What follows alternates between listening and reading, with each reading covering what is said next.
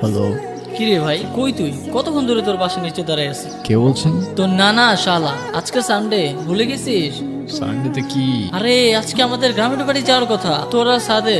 ও হ্যাঁ, তাই তো। আমি বাসার নিচে দাঁড়ায় আছি, কই তুই? আমার তো জ্বর আসছে রে, ঠান্ডাও লাগছে অনেক।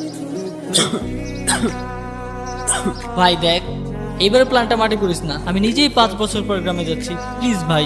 দেখ ভাই, আমি কখনো গ্রামে যাই নাই, আমার যাওয়ার ইচ্ছাও নাই। তুই চল তো একবার প্লিজ। তোর যদি ভালো না লাগে তুই কালকে ব্যাক করিস, কিন্তু দোষ এবার ট্রিপটা মাটি করিস না। আরে ভাই হইছে, তোর ইমোশনাল ব্ল্যাকমেল করা লাগবে না। আসতেছি আমি, ওয়েট কর, টাইম লাগবে আমার রেডি হইতে।